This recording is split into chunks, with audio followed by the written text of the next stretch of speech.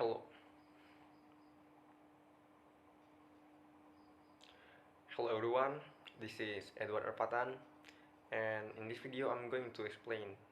Uh, I'm going to be explaining the summary that I have made from a video called "What if we manage to contact an alien civilization" or something along that. And I'll put the link of the video in the description.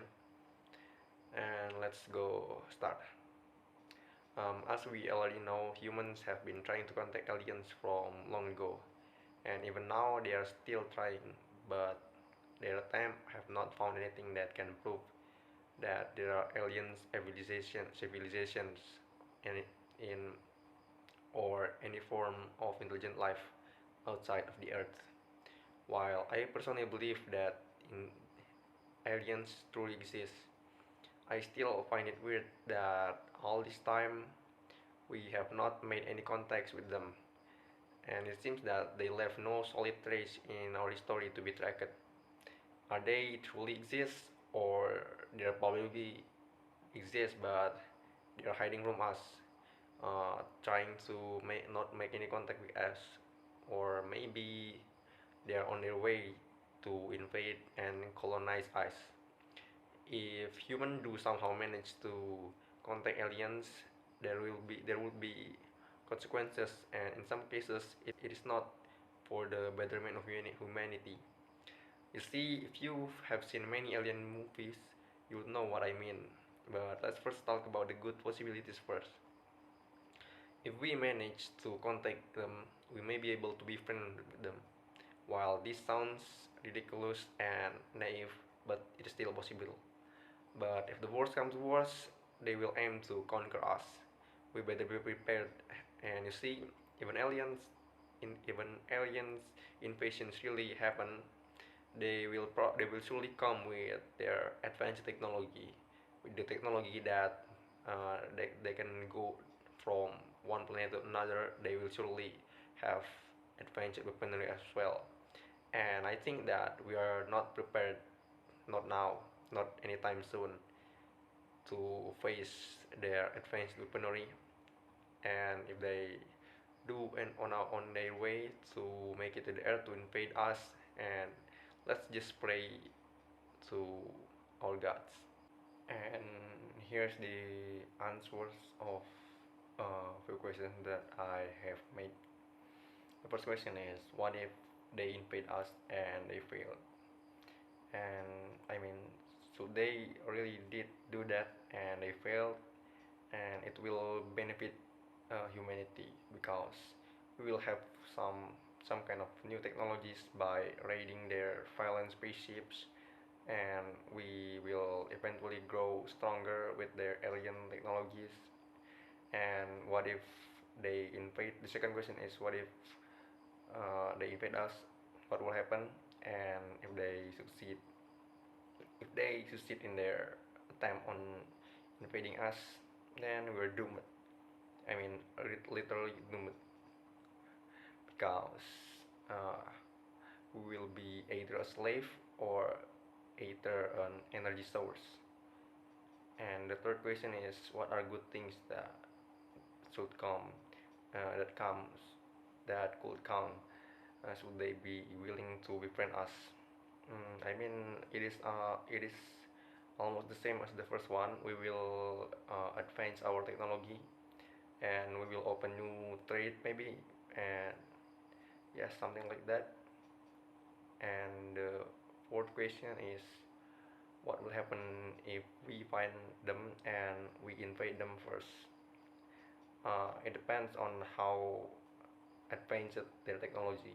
If they are not as advanced as we are in terms of technology, and we will easily, not really easily, we will eventually defeat them, and we will have many things to get from them, like energy source or anything like that. And the next question is, why do humans seem so obsessed with finding aliens? It is for our thirst for knowledge and discoveries. It's just as simple as that. and finding aliens means finding new possibilities.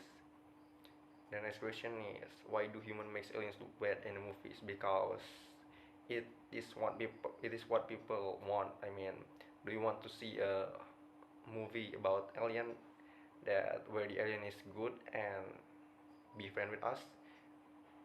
Uh, that's the answer. The last is, how would human react if somehow we are aliens creation? It is very complicated because many people believe in religion, and there are different kinds of religion on earth. And so we really the aliens creation, it will be messed up. I mean, if you see the movie Prometheus, you will you you would know what I mean. Not exactly, because in the Prometheus, as I remember, the only ones who find out that humans are the creation of the Prometheus is just a couple of people. So there there are no havoc. But like I said before, there would be chaos everywhere if we are truly the creation of aliens. That I think very unlikely.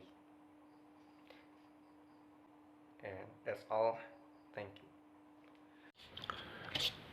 Assalamualaikum warahmatullahi wabarakatuh. My name is Edward Al-fathan, and in this video I'm going to be explaining the summary that I have made from a video, speech video called "What Make Us Special" or something along that, and I'll put the link to the video in the description. So let's get this started. Mariana is a journalist whose job is to talk to people from all walks of life, from different paths. They are over the world, and her parents wanted her to have a wider view of the world. Being apart from the world that is often labeled the backyard, the illegal aliens, the third world country, and the like, she wanted to change that. She tried to make people see the people like her as human beings, not simply illegal aliens. And throughout the course of 2 years, her sister underwent 15 surgeries, and she spent the most of that time in a wheelchair. And fortunately, her sister managed to overcome her illness. People with physical or neurological difficulties, employment impacted communities, immigrants, women who have been sexually assaulted, athletes who have bent their knees as a sign of protest, black, white, everybody around the world should be treated like people. She traveled the world and talked to people from all walks of life. The single thing that every one of us has in common is being human. So, take a stand and defend your race, human race. We are quickly unique, and that is what makes us wonderfully human. And I've also made some questions along with the answers, and here we go. Wait a minute. First, I have made 7 questions actually, and the first is, how can people be so racist? It is because many people believe that their race is superior than the other. And why can't humans accept differences? It is not that they can, they just don't want to, because the differences makes people think that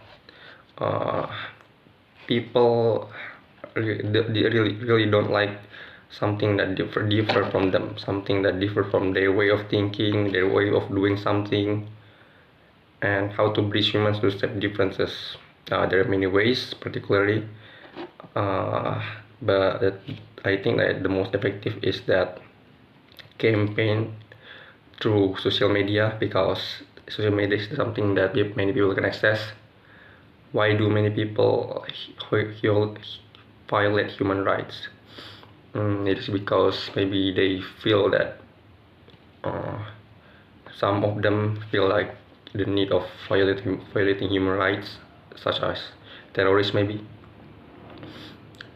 uh, what makes us humans? I personally think that what makes us human is not because we are born human. It's because we behave like humans. It's because we follow the rule of society, treat others like humans, and the likes. So being born human doesn't necessarily mean you're a human.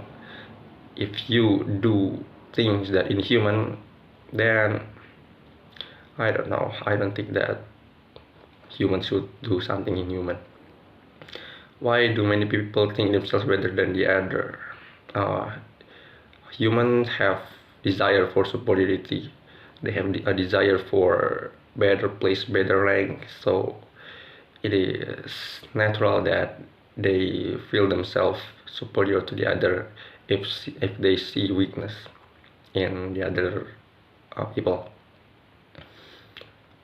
How to achieve better society.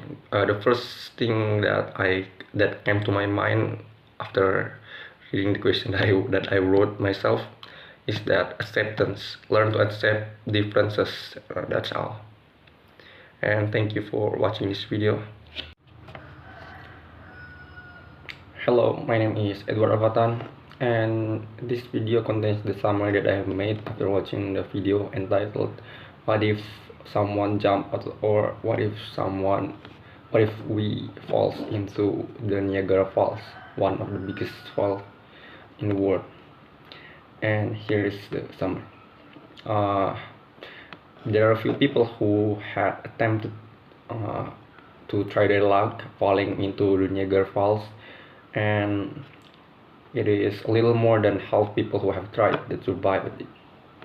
It is not impossible to survive the Niagara Falls, as there was old lady who tried to gain fame and money by doing a stunt, that is falling into Niagara Falls.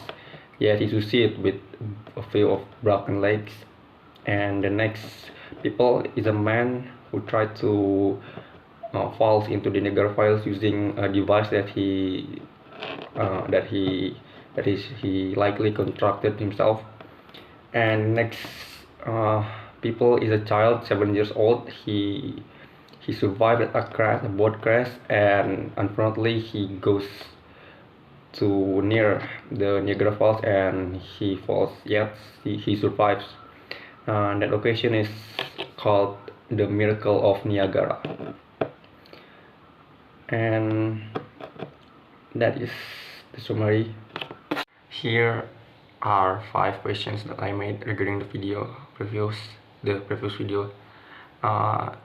In this section of this video, I have only 5 questions because it is kind of hard making questions. And let's get over with it. The first question is, what if we jump into Niagara Falls while wearing a parachute? We might have a few chances to survive if we manage to pull the parachute before we got into the water, and we might want to avoid the stream of water falling from the falls. The second question is, will we survive if we fall into Niagara Falls wearing safety buoy? I think that it is very unlikely because the bottom of Niagara Falls has many rock solid that will crush your skull, will crush your bones upon impact. So safety buoy will do you no good. And how do people survive falling into Niagara Falls? The first thing that you want to do if you do fall into the Niagara Falls is take a deep breath as deep as you can before contact with the water, and tighten your muscle and make your body as water fit as possible. And the best thing you can do is stay out of the falls.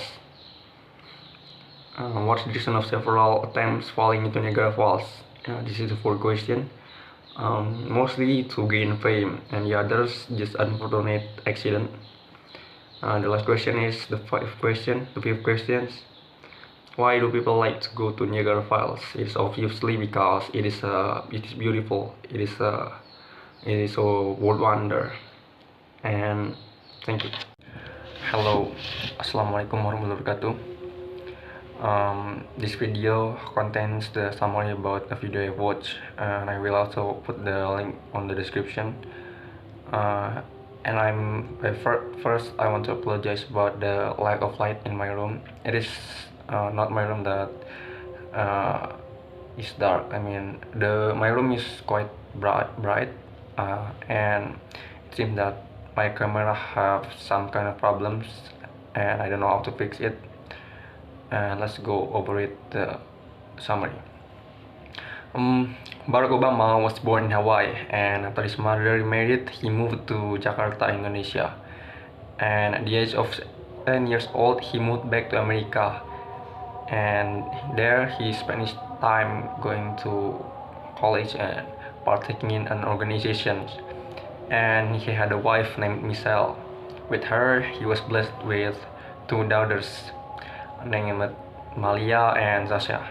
And after that, he had to go to elective politics in 1997, 1999, and 1996. And Obama won a seat in the Republican-controlled Illinois State Senate. I don't know how to spell it rightly. In 2007, the freshman senator announced that he was running for president of the United States. And on January 20th, 2009, Obama was sworn in as the 44th president of the United States of America.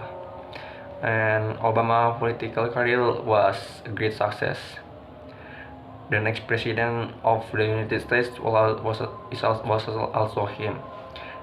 He rules as the president of the United States for not only one but for two periods, and many people even now still looks up to him as a role model in not only political world. And here I have made several questions with the answers. The first, when was Obama born? He was born August 4th, 1961. When was his mother married? It is around 1966. Who did he live with when he's back in Hawaii? He lived with his grandparents. What did he do in 2004? He ran for US Senate and gave a high-profile keynote speech at the Democratic National Convention. Who was his main opponent in Democratic primaries? His main opponent was Hillary Clinton. And what are some of the things he has done during his time as president? He inherited two wars and attempting to develop a strategy for bringing them to an end. And the US military were able to track down and kill Osama bin Laden. And Obama also put through several major policies during his term in office, including helping repel Don't Ask, Don't Tell. And yeah, that's all I can tell you. That's the summary and the 7 question, and with the 7 answers. Thank you. Assalamualaikum warahmatullahi wabarakatuh. Assalamualaikum warahmatullahi wabarakatuh. In this video, I'm going to be telling you the summary about a video pertaining an interesting scenario where human perish from the earth. And I must apologize first that I have yet to find what causes my camera to be error like this. And let's go on to the summary. In the first 10 days, the earth will remain mostly dark without the presence of human to run the electricities. And the next days later, farm animals, pets will be starving and many would die. A year later, pets like dogs and cats will start uh, to form packs to survive. They will start their own community, animal community. At this point, the grid structures humans had built would be covered in mostly vegetation. 25 years later, everything will start to look like what it once was.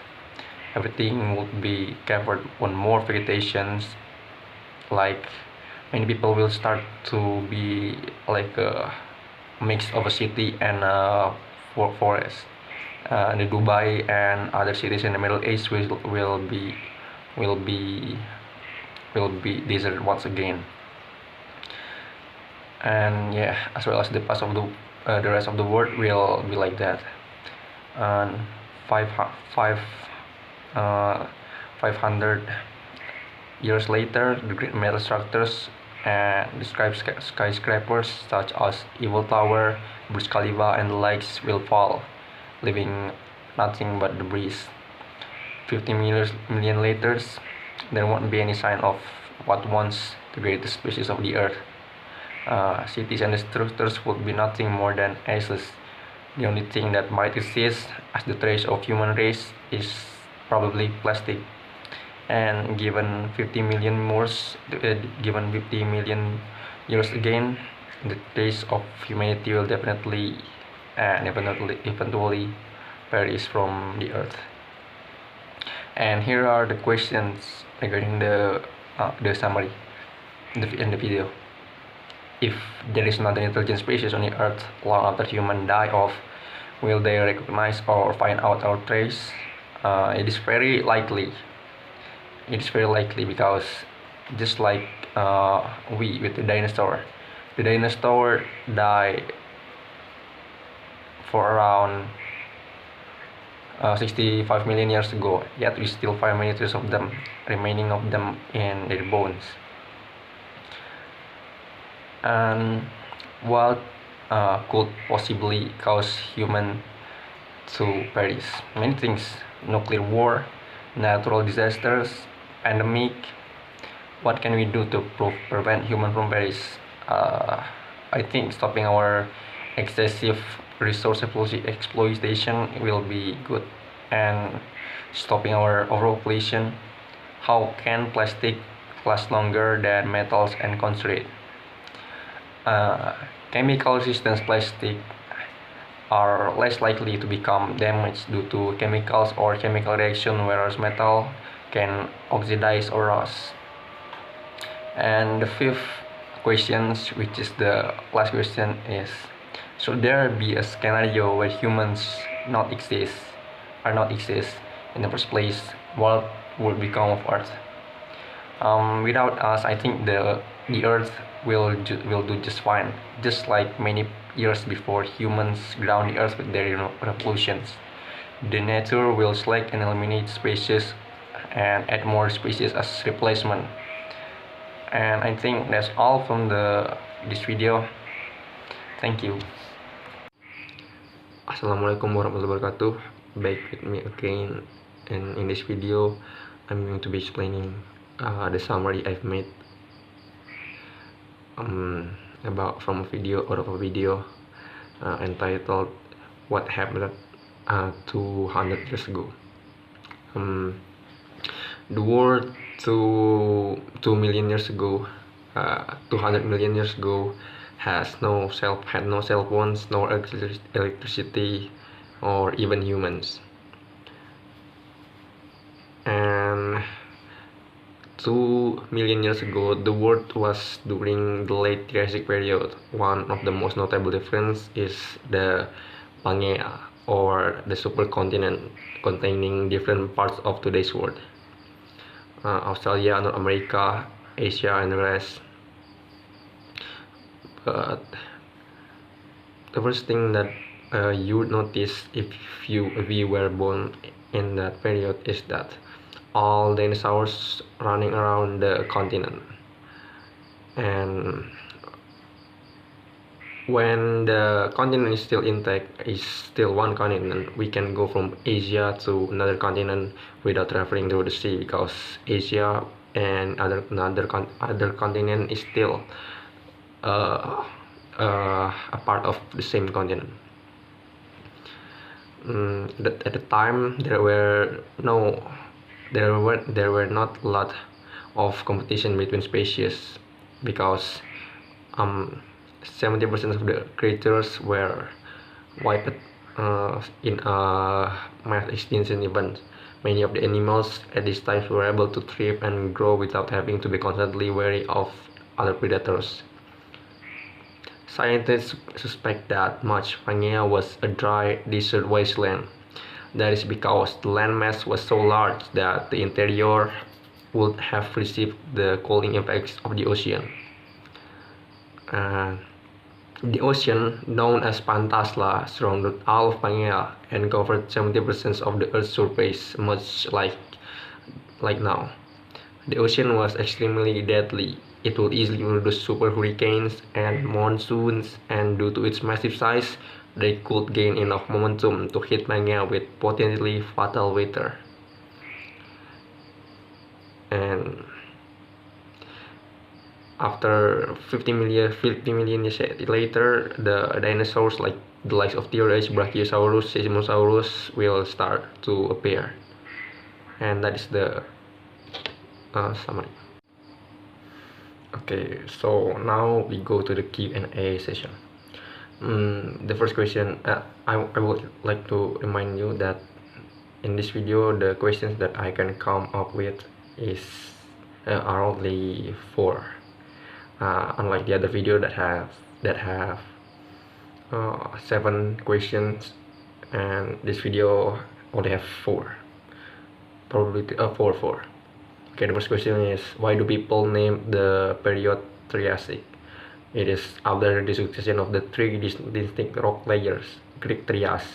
The meaning is triad. What caused the massive extinction? It is a huge and widespread volcanic eruptions that was triggered at the end of the Triassic extinction. Some 2 million years ago, an increase in atmospheric CO2 caused a acidification of the oceans and global warming that killed nearly 76% of the marine and terrestrial species on Earth. What is the biggest? The third question is, what is the biggest creature of the period? Probably Melanchosaurus. It was 12 meters long. And the last question, which is the fourth question, how do scientists know or predict all of which they stated? Just like what any scientists do, they just predict it. They just doing their research, their geology, and they predict it based on data they have gathered. There's no saying that what they stated is a complete fact, because it's just a theory that are made based on all of the data that are gathered. So it is likely that what they have been saying about the dinosaurs is true. Thank you for watching this video. Assalamualaikum warahmatullahi wabarakatuh. And first and foremost, I want to thank you for watching this video, and I want to thank you, Sir Huza, for giving us a chance to make up for our date in this semester with our assignment. And let's go to the summaries that I've made based on a video I watched. The title was, what if humans managed to access their 100% of their thinking brain capacity. The first of all, the brain is very complex. We have studied for centuries about the brains, and we're still learning more of its secrets today. But the search for facts can sometimes lead to fiction. Brain size relates more to proportion than it does to intelligence. Our brain is smaller than whales because our body is smaller. However, our brain is designed in a way that makes us able to survive. We have seen many things that smarter people can do. They inspire us. They make things like rocket. They make things like cars. They make things like cell phones. They build an empire of corporates like some corporates, big corporates out there, they do many things that make us wonder, that make us feel small, uh, with their access to their brain. But that doesn't mean that their brain is bigger. uh, their brain is just more trained than us. And the next is the questions and Q&A session. The first question is how to be sure that we only access 10% of our brain capacity. The fact is, the 10% brain capacity is a myth. It probably comes from a simple confusion. Our brain is 10% of neurons and 90% of GL cells. There are different types of neurons that take care of different functions, but in general, our neurons enable to process and transmit information, while our glial cells surround our neurons, providing them with support and insulation. The second question is, what are the things that we possibly could achieve with 100% of our brain capacity? I'm not sure with my answer, but I will answer too. Based on a movie that I've watched, it's probably sci-fi movie. It has a little bit of science on it, so I'll just give it a go.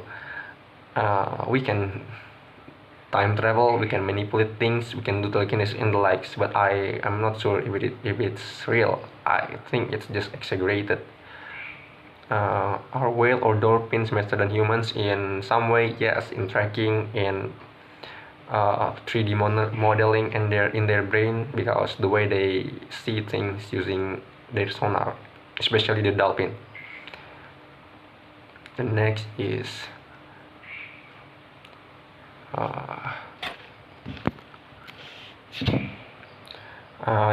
if humans were stupid from the start of their existence, what would happen? We will not survive the natural selection. Humans' biggest technology, humans' biggest weapon is their brain that can make them adapt to any kind of situations, and without it, humans will simply die. And I think that there will be no human species that dominate the earth like right currently if we are stupid from the start. And the next is the last question, why is there dumb and smart people despite being given the same amount of brain cells upon birth? It is because the way they do things, the way they process things, the way they think about things. Our brain is like a muscle, so the more we train it, the more we can gain access to its full capacity. So if a man can lift a rock the size of human, it is because their muscle is bigger. So it with the brain. If the man can think more complex things, then it means their brains is more capable or is well trained, like the muscle guy before. That is his muscle is well trained. And that's all for the video. This is my live video. Thank you for watching, and goodbye.